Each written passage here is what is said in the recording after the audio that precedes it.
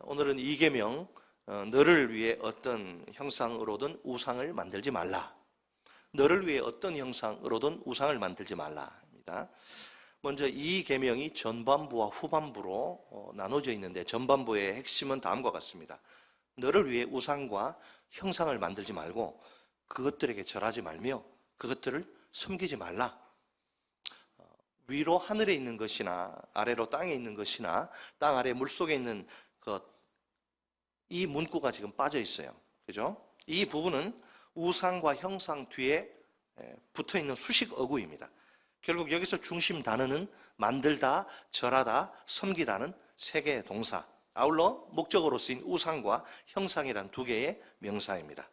무엇이라고요? 만들다, 절하다, 섬기다, 그리고 우상과 형상. 그러니까 우상과 형상은 만들지도 말고 절하지도 말고 섬기지도 말라는 것이죠. 그러면 우상과 형상은 무엇입니까? 우상은 깎아서 또 부어서 만든 신상이고, 형상은 눈에 보이는 외적 형태를 갖춘 상입니다. 눈에 보이는 어떤 외적 형태로든 우상을 만들지 말고 그것들에게 절하지 말며 그것들을 섬기지 말라는 것이죠. 고대 근동의 문헌을 이렇게 조사해 보면 그 신들을 예배하고 섬기는 데 있어서 우상이 매우 중요한 역할을 담당합니다. 고대인들은 우상을 향해서, 그리고 우상과 함께 수많은 예식들을 거행합니다. 오늘날 우리 눈으로 보면 참 우스꽝스러운 광경이지만 우상들은 옷을 입습니다. 그리고 몸에 보석을 걸치고 향수까지 막 뿌리고요, 그런 모습으로, 치장한 모습으로 연회에 참석을 합니다. 거리를 행진하기도 합니다. 물론 사람들이 붙들고 이렇게 가는 거죠. 왜 이렇게 고대인들에게 우상들이 중요합니까? 삶을 살다 보면 인간은 어떤 초자연적인 실제와 능력의 필요를 느낍니다. 거기에 의존하려는 욕구가 자연스럽게 발생합니다. 왜 그렇습니까? 인간 스스로가 부족과 결핍의 존재이기 때문에 인간 스스로가 해결할 수 없는 문제에 자꾸 부딪히는 것이 이유입니다. 그래서 인간은 자신이 원하는 것을 신의 형상을 통해서 이제 드러내는 거죠. 그러니까 인간에게 우상이란 뭐냐? 현실 생활에 필요와 늘 직결되어 있습니다. 현실에 여러 가지 내 필요를 채우고 욕망을 추구하기 위해서, 욕망을 달성하기 위해서 우상을 만드는 겁니다. 무엇보다 고대인들이 우상을 만드는 데는 신을 조종하고 통제하려는 그런 동기가 큽니다. 내 마음대로 신을 좀 주물럭주물럭 그려보자는 것이죠. 뭐 금송아지로든, 심지어 이스라엘도 금송아지 만들어요. 금송아지로든 아니면 어떤 모양으로든지 일단 만들어서 딱 보기 좋게 세워놓으면 그만이에요. 그러면 그 다음부터는 내 손을 벗어나지를 못합니다. 인간이, 여러분, 원래 신이라고 하는 것은 인간이 마음대로 할 수 없는 그런 존재가 아닙니까? 그런 신을 어떻게 해서든 한 장소에, 신전에 딱 묶어놓고 조종하고 통제하기 위해서 그 형상을 만듭니다. 과연 하나님이 이런 시대 분위기 속에서 형상을 금지하신 이유가 무엇입니까? 오늘 본문은 책갈피에 놓으시고 신명기 4장, 출애굽기에서 조금 뒤로 가시면 신명기 4장 11절로 13절, 구약성경 266쪽입니다. 신명기 이제 덮지 마시고 펴시고 좀 봐야 되니까. 신명기 4장 11절로 13절 같이 시작. 너희가 가까이 나와서 산 아래에 서니 그 산에 불이 붙어 불길이 충천하고 어둠과 구름과 흑암이 덮였는데 여호와께서 불길 중에서 너희에게 말씀하시되 음성뿐이므로 너희가 그 말소리만 듣고 형상은 보지 못하였느니라. 여호와께서 그의 언약을 너희에게 반포하시고 너희에게 지키라 명령하셨으니 곧 십계명이며 두 돌판에 친히 쓰신 것이라. 아멘. 하나님이 어떤 분이셔요? 하나님은 밝은 불 가운데 계시면서도 완전한 흑암 속에 거하시는 분이에요. 그러니까 이게 뭔 말이냐면, 왜 이렇게 하나님이 자신을 계시하시느냐? 하나님은 우리 인간이 함부로 조종하거나 통제할 수 없는 분이시란 거죠. 우리가 불 가운데 계시는 하나님을 환하게 볼 수 있다고 가정합시다. 그렇다 하더라도 하나님은 아직 흑암의 신비 가운데 계십니다. 이런 하나님을 인간이 어떻게 통제하거나 조종할 수 있을까요? 애초에 그것은 불가능한 일입니다. 그러면 인간이 어떻게 인간이 하나님께 나아갈 수 있을까요? 놀랍게도 하나님이 자신을 알리시고 자신에게 접근할 수 있는 길을 가르쳐 주십니다. 하나님이 친히 자신을 계시하는 방식을 선택하신 것이죠. 내가 이 방식으로 너희들에게 나를 알려주마. 우상의 그 형상으로 갈 수 있는 길이 아닙니다. 오직 말씀을 통해서만 갈 수 있는 길입니다. 자, 12절 다시 한번 봅니다. 12절 보시면 여호와께서 불길 중에서 너희에게 뭐 하셨다? 말씀하시되 음성뿐이에요. 음성뿐이므로 너희가 그 말소리만 듣고 형상은 보지 못하였느니라. 자, 36절 봅니다. 36절 말씀을 하셨어요. 이것을 내게 나타내심은 여호와는 하나님이시오. 36절입니다. 여호와께서 너를 뭐 하시려고? 교훈하시려고 하늘에서부터 그의 무엇을? 음성을 내게 듣게 하시며 땅에서는 그의 큰 불을 내게 보이시고 내가 불 가운데서 나오는 그의 말씀을 듣게 하셨느니라. 아멘. 여러분, 하나님은 우상의 그런 형상이 아니라 오직 음성과 말씀을 통해 자신을 계시하십니다. 하나님과 그의 백성, 우리 사이의 만남의 방식은 오직 음성과 말씀을 통해서입니다. 다른 것으로는 하나님이 자기를 보이지 않아요. 음성과 말씀을 통해서 오늘 우리에게 자기를 보여주십니다. 그래서 언약궤 안에 뭘 넣느냐? 상징적으로 십계명이 기록된 그 돌판이 거기 들어가 있는 거예요. 언약궤. 항상 언약궤를 볼 때 그 말씀이 있잖아요. 언약궤가 무엇입니까? 언약궤가 하나님이 그 위에 지금 앉아 계신다고 생각되는 하나님의 보좌인데 이동용 보좌, 이동이 가능한 하나님이 임재하시고 하나님 거기 걸터 앉아 계시다고 하는 그런 하나님의 이동용 보좌예요. 하나님이 앉아 계시는 보좌에 어떤 눈에 보이는 형상도 거기 들어가 있지 않습니다. 그 대신 오직 십계명이 기록된 두 돌판이 그 언약궤 안에 들어가 있어요. 이 사실이 우리에게 보여주는 것은 무엇입니까? 십계명을 통해 하나님이 그 두 돌판을 통해서 거기 하나님 임재하시니까 거기 앉아 계시니까 하나님이 십계명을 통해 그 말씀을 통해 당신의 백성을 통치하신다, 다스리신다 하는 것입니다. 뿐만 아니라 십계명을 통해 말씀을 통해 하나님이 그의 백성 가운데 친히 임재하신다는 그런 의미입니다. 그런데 하나님은 이 계명에서 이제 본문으로 오셔서 이 계명에서 한 가지 아주 엄중한 선언을 하십니다. 신의 형상을 만드는 자들 가만 내버려 두지 않을 거란 거예요. 그런 자들에게는 형벌을 내리실 거라, 이런 선언입니다. 5절로 6절이죠. 우리 다시 한번 5절, 6절 같이 읽습니다. 시작. 그것들에게 절하지 말며 그것들을 섬기지 말라. 나 내 하나님 여호와는 질투하는 하나님인즉 나를 미워하는 자의 죄를 갚되 아버지로부터 아들에게로 3, 4대까지 이르게 하거니와 나를 사랑하고 내 계명을 지키는 자에게는 1000대까지 은혜를 베푸느니라. 아멘. 자, 선언과 형벌과 아울러 이제 축복까지 이야기를 하시죠. 자, 근데 여기서 우리가 이해할 수 없는 것이 하나 있습니다. 여호와가 하필 자신을 어떤 하나님으로 소개하셔요? 질투. 여러분, 질투는 인간들이 하는 거 아닙니까? 질투하는 하나님으로 소개하신다는 겁니다. 아니, 좀 전능의 하나님, 아니면 좀 더 그 하나님의 좀 미움의 감정을 표현하려면 그냥 보복하는 하나님, 뭐 요 정도로 하셔도 되지 않을까요? 왜 굳이 질투하는 하나님이라고 하시는 걸까요? 겉으로 볼 때는 잘 이해가 되지 않습니다. 하지만 본문을 우리가 자세히 들여다보면 이건 너무나 당연하고 마땅하다는 것을 알 수 있습니다. 왜요? 하나님과 이스라엘의 관계 때문에 그렇습니다. 단지 명령하는 자와 순종하는 자의 그런 관계가 아니에요. 십계명은 그저 입 다물고, 십계명 주면 그냥 입 다물고 무조건 순종해야 하는 그런 얼음장처럼 차가운 명령이 아니에요. 하나님과 이스라엘의 관계는 사랑하고 사랑받는 관계입니다. 십계명의 모든 명령은 하나도 빼놓지 않고 모두 사랑의 요구, 우리를 너무나 사랑하시는 하나님이 너희도 나를 사랑하라, 그 사랑을 위해서 이것을 준행하라 주시는 거죠.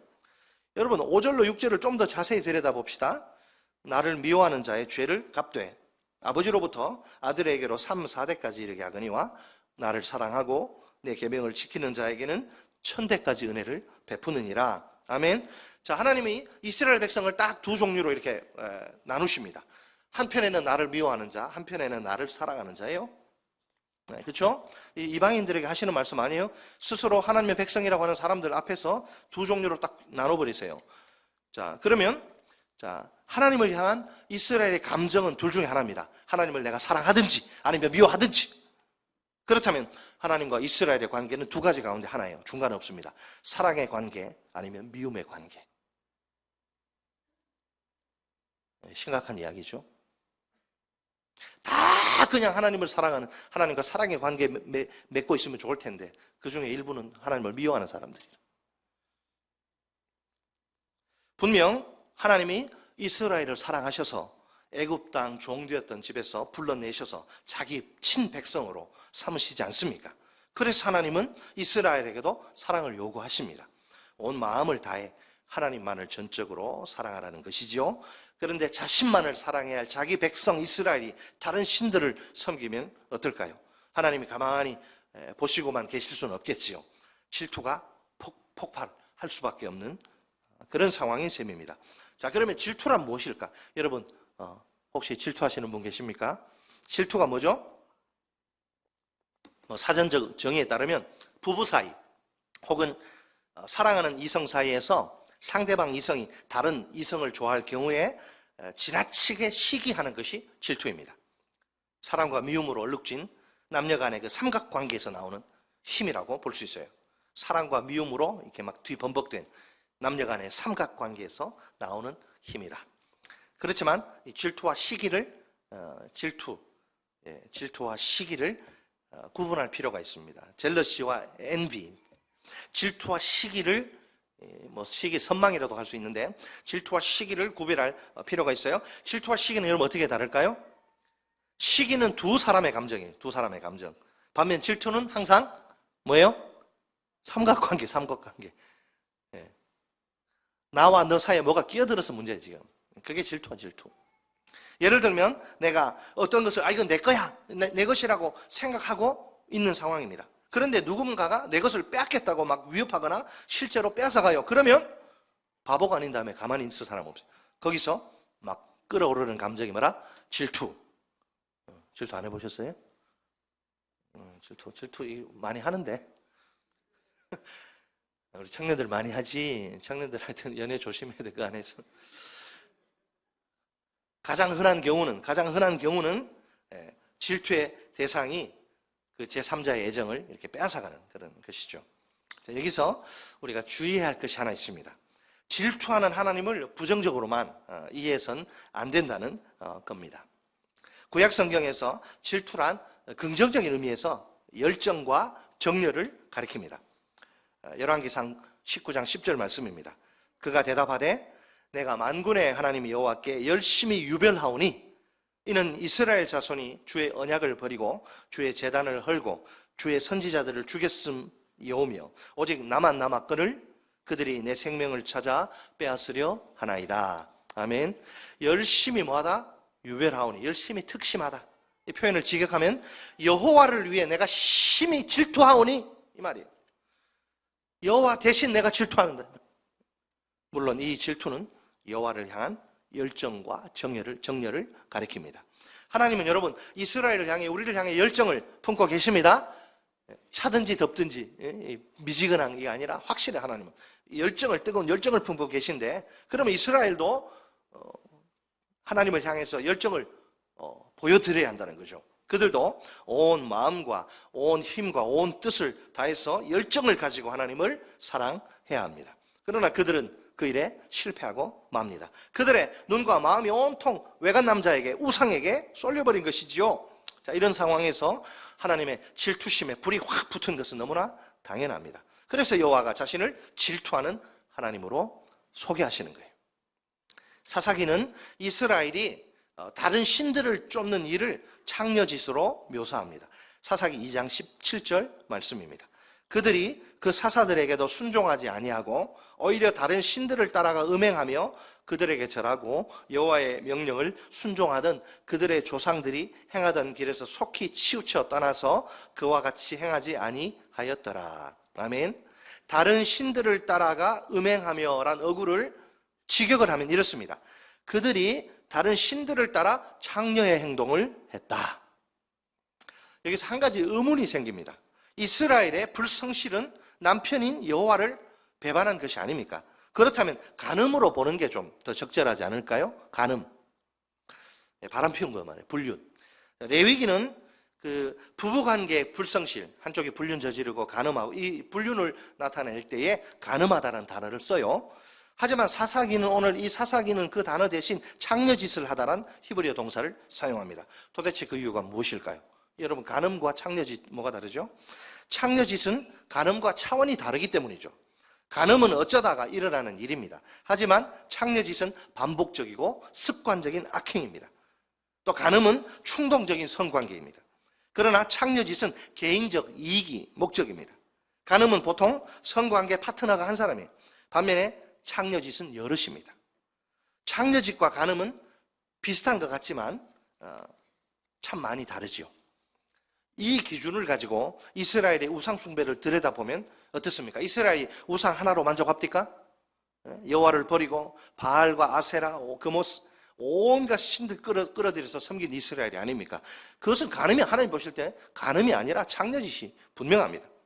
개인적 이익을 위해서 반복적이고 습관적으로 여러 신들을 섬긴 것이기 때문입니다. 실제로 그 이방 신전에서 그 창기와 함께 그 음란한 행동들을 하지요.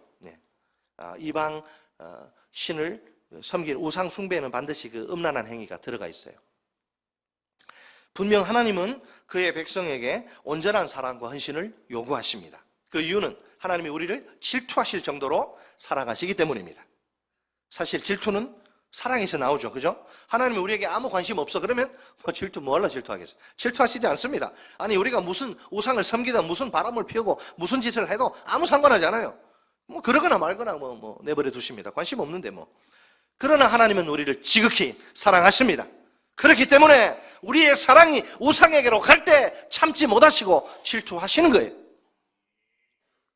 여러분, 질투하시는 하나님의 엄중한 경고를 보세요. 자신을 미워하는 자, 우상을 숭배하는 자를 자신을 미워하는 자로 간주하시는데, 그렇게 자신을 미워하는 자의 죄를 반드시 갚으십니다. 그것도 아비로부터 누구에게까지? 아들에게로 3, 4대까지 이르게 하십니다. 얼핏 보면 이게 조심해야 되는데, 아버지의 죄 때문에 그냥 3, 4대에 걸쳐서 계속 불행을 당한다는 말 같지요? 이 말씀을 가계에 흐르는 저주의 성경적 근거라고까지 떠버리는 그런 사람들이 있어요. 이것은 말도 안 되는 소리입니다. 가계에 흐르는 저주, 그따위 것은 없어요. 그런 비성경적 주장은 이단적인 궤변이요, 신학적 천박성의 증거입니다.